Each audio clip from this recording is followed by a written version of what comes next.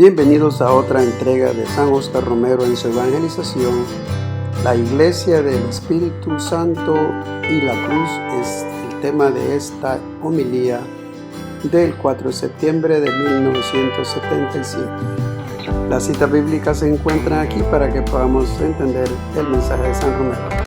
Ha habido muchas confusiones en estos días, pero la Iglesia siente la serenidad de amar la verdad y proclamarla, y el pueblo encuentra en ella cada vez más aquella columna de verdad que Cristo quiso hacer de ella. Y precisamente por este afán de poner en todas las posiciones de la diócesis los sacerdotes que en comunión con el obispo trabajen la verdadera misión actual de la Iglesia, hemos provisto nuevas parroquias. Creo, hermanos, que vivimos, como lo dije en mi primera carta pastoral, una hora pascual de la Iglesia. Hora pascual que arranca de la cruz de Cristo, que es sufrimiento, pero que también es fecundidad. Y a esto nos invita la preciosa palabra de Dios que se ha proclamado hoy. Yo quisiera reducirla a estas dos ideas, siempre tratando de definir la posición, la naturaleza de esta Iglesia a la que tenemos la dicha de pertenecer, rogando a todos los que a ella pertenecen, queridos católicos, que tomemos conciencia de que esta Iglesia que poseemos, que hemos llegado a conocer por la gracia de Dios, no por nuestros méritos, y a la que tenemos el inmenso honor de servir, no es invento de sabiduría humana, sino que es la realización de los ideales de Dios en la tierra, y para comprenderlos, nunca los comprenderemos en esta tierra, pero tratamos de por lo menos no oponernos como un pecado contra el Espíritu Santo, sino que tratamos de adentrarnos más y más en ese misterio cada domingo en que la palabra de Dios nos diseña con más claridad qué quiere Él de la Iglesia en el mundo, en medio de una humanidad a la que Él ama y a la que envía a su Iglesia a salvarla, a iluminarla. Si las dos ideas son estas: primero, la Iglesia del Espíritu Santo, y segundo, la Iglesia de la cruz y del desprendimiento. Esto es lo que se me ocurre destacar en esta lectura que acaban de escuchar. Y como un botón de muestra, la segunda lectura, una breve carta de San Pablo a Filemón, que nos presenta la figura del auténtico cristiano, del auténtico promotor de la liberación humana y de la justicia social en la Iglesia. En primer lugar, la primera lectura nos invita a elevarnos tras la sabiduría de Dios, porque los pensamientos de los mortales son mezquinos y nuestros razonamientos son falibles. ¿Qué hombre conoce el designio de Dios? ¿Quién comprende lo que Dios quiere? ¿Quién rastreará las cosas del cielo? ¿Quién conocerá tu designio si tú no le das sabiduría, enviando tu Santo Espíritu desde el cielo? Y esta es la Iglesia, un foco de la humanidad, donde Dios derrama su Espíritu Divino para que desde ese foco ilumine todo su contorno, que es la humanidad entera. Cuando el Concilio Vaticano II analiza la complicada y profunda naturaleza de cada hombre, al referirse a la inteligencia, dice: El hombre piensa muy bien cuando cree que su inteligencia lo hace superior a todos los seres creados. A lo largo de los siglos, esa inteligencia del hombre ha hecho maravillosos progresos en las ciencias positivas, en las artes liberales, y modernamente la técnica de lo material está tan dominada por el hombre que se corre hoy el peligro de que el hombre se quede únicamente en los fenómenos que él ha logrado dominar con su matemática, con sus ciencias, con su técnica. Qué precisión, por ejemplo, la de una organización para hacer un viaje a la luna. Qué técnica más precisa. Y sin embargo, dice el concilio, hoy más que nunca el hombre tiene que tener esa idea de que más allá de los fenómenos concretos de sus ciencias técnicas, existe una verdad que él sabe en su conciencia que la puede adquirir con certeza, y que aún más allá de sus capacidades intelectuales, existe un don del Espíritu Santo que lo hace capaz de compartir con el Creador los diseños divinos que Él tiene con su creación.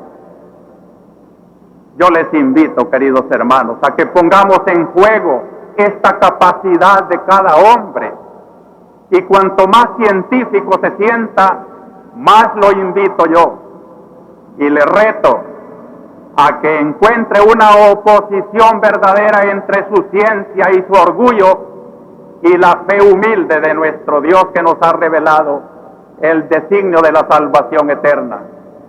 No es auténtica la ciencia mientras no congenie con esta fe humilde, y el verdadero sabio es el que en alas de su ciencia alcanza esa sabiduría, que el humilde la alcanza con su oración y su sencillez.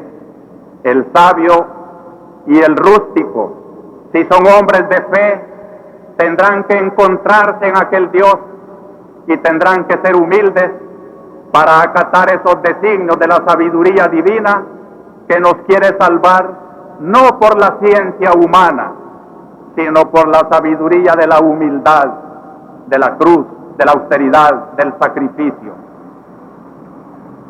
También cuando Pablo VI clausuraba el Concilio Vaticano II, decía, retando a esta civilización moderna: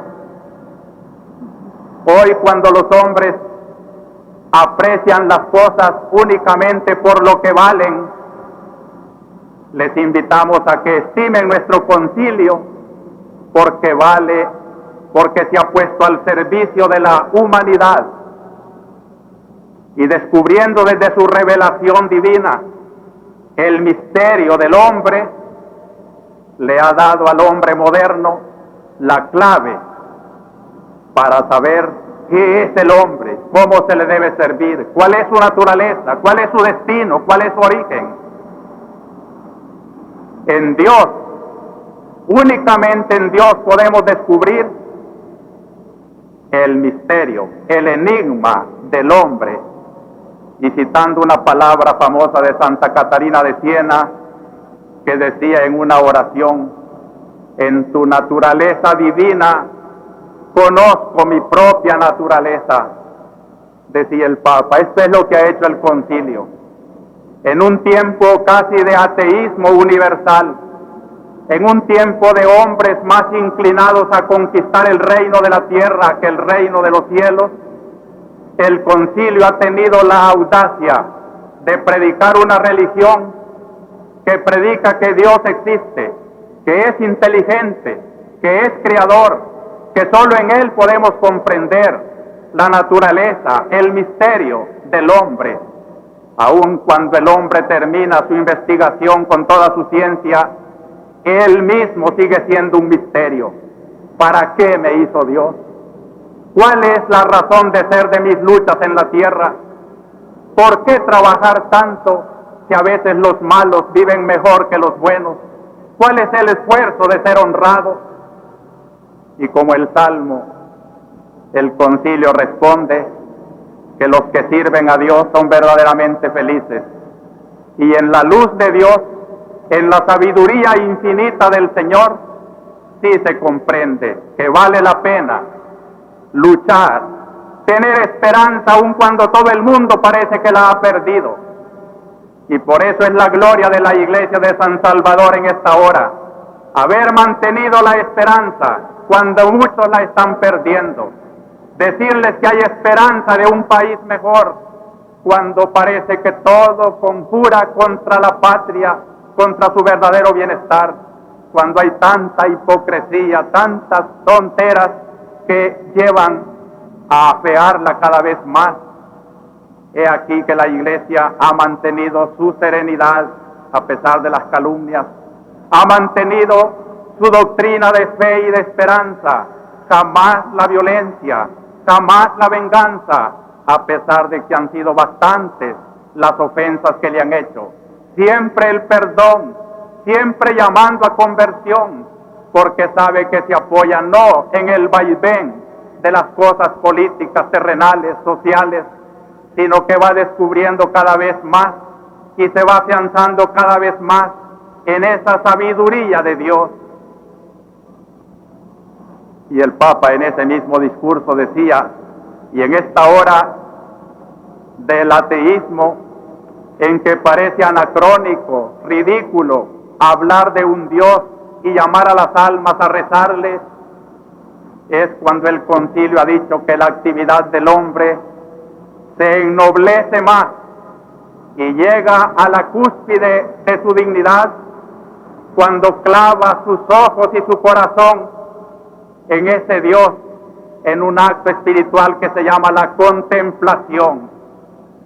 Los contemplativos, los que dejan todos los quehaceres materiales para dedicarse al gran trabajo de contemplar la belleza de Dios y de allá traernos las bellezas que encantan a la humanidad, son un trabajo actual en la Iglesia.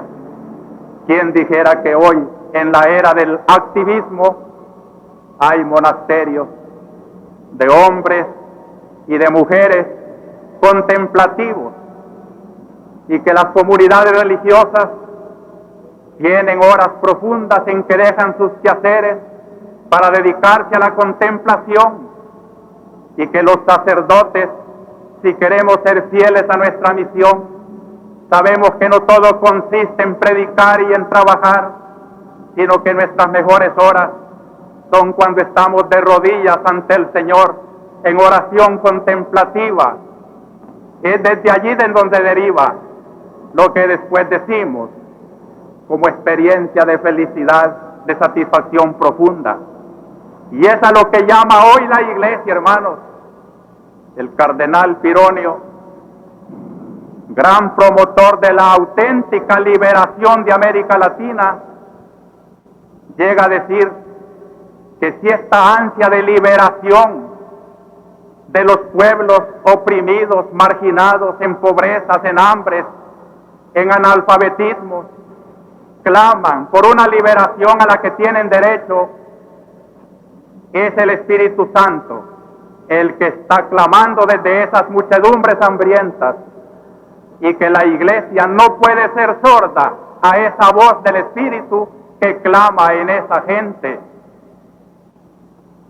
¿Por qué se va a llamar entonces a la Iglesia subversiva y todos otros calificativos ya conocidos, cuando ella, atraída por la voz del Espíritu que clama desde la miseria de nuestro mundo, llama a una justicia mejor, llama a un sentido fraternal a los hombres? Es la voz del Espíritu que la llama, y para saber auscultar esa voz del Espíritu y saberle dar la verdadera respuesta, la Iglesia tiene que ponerse en oración ante el Espíritu Santo. Y gracias a Dios también hay mucha oración en nuestra Iglesia. El equilibrio de esa voz del Espíritu que clama desde la miseria humana de nuestros pueblos y la voz del Espíritu que clama desde la contemplación y la oración es la que hace a la Iglesia la auténtica liberadora de América Latina, liberadora sin demagogias, sin odio, sin luchas de clases, liberadora a base de la fuerza de la sabiduría de Dios, liberadora desde el Espíritu Santo.